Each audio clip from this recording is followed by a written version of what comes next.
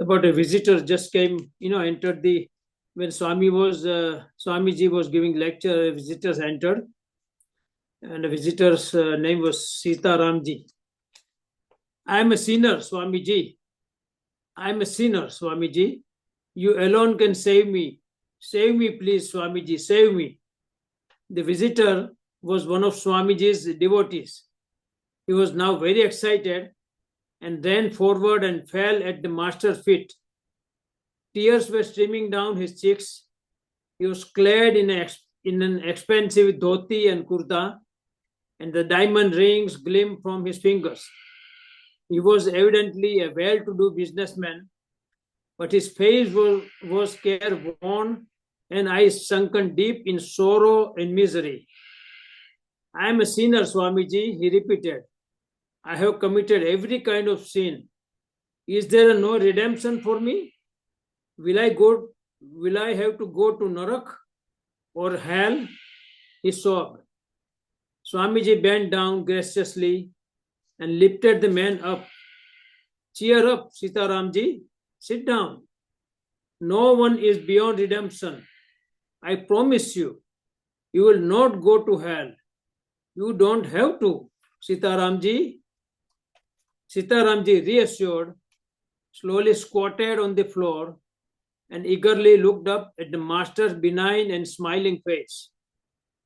You will not go to hell, my son, Gurudev repeated, emphasizing the word go. You are already there. You don't have to suffer any more punishment in hell because your sins are even punishing you now, punishing you enough. The man was beginning to feel hopeful at Swamiji's promise that he would not go to hell, but now his face fell. He stared at the master's face in confusion and agony. The others in the audience, seeing the cunning smile on Gurudev's face, became tense and eager. Watching his rapidly oscillating knees, they knew they were in for a philosophical feast, easily digestible, soon to come out in Swamiji's own inimitable style and phraseology. Everyone sat on edge. Look, my friend, Swamiji addressed Sitaramji and added encouragingly, you have to get a clear idea of what is seen and what Swarg, heaven, and Narak, hell, are. Remember further, no one is an irredeemable sinner, including you. Every one of us is potentially divine. Our great Shastras, scriptures declares that we all are Amrutasya Putra, children of immortality. Divinity, immortality is our birthright. Yes, Sitaramji, your birthright too. We have just forgotten it. We have only to recognize it, recognize it, to become perpetually happy. Swamiji paused for his words to sink into the audience. The listeners eagerly tuned up their ears and attention. What is sin, Swamiji? Asked a young man in the front row. Yes, I'm coming to that. One thing you all must clearly understand, sin is not in the action. I repeat, not in the action. It is in the reaction. You all know every action must produce an equal and opposite reaction. It is the law. It is the reaction that constitutes sin.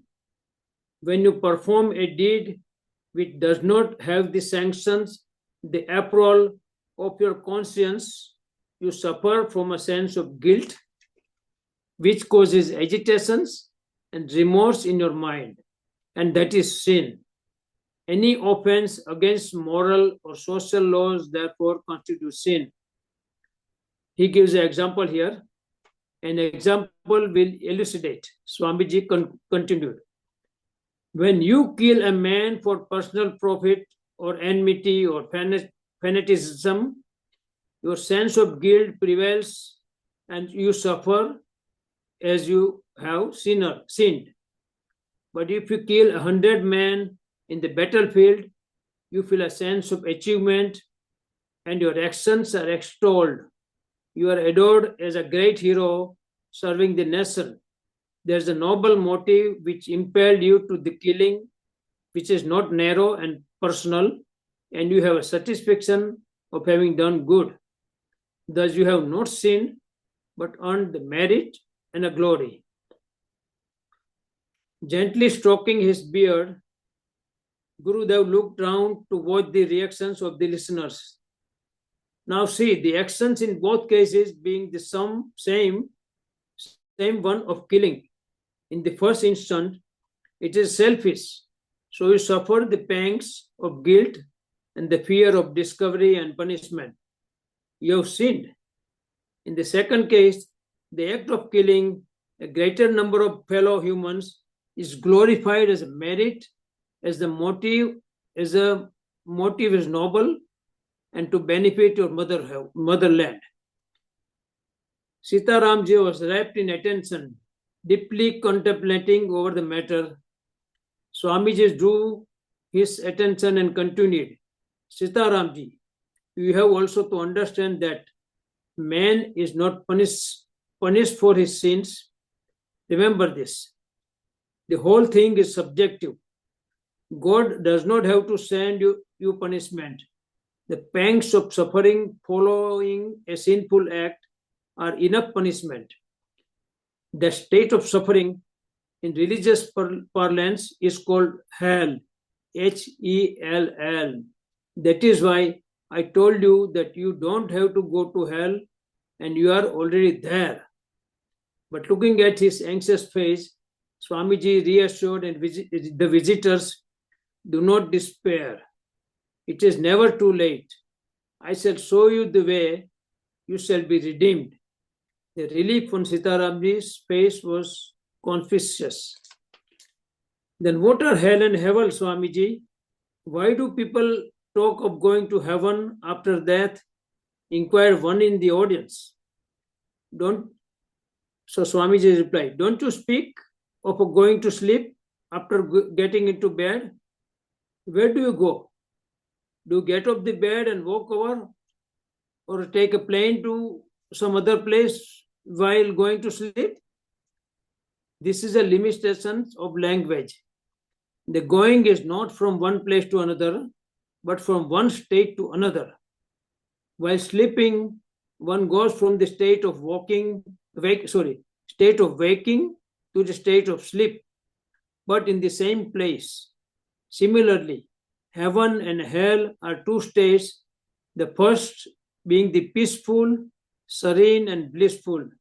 The other is miserable, sorrowful, and all pain.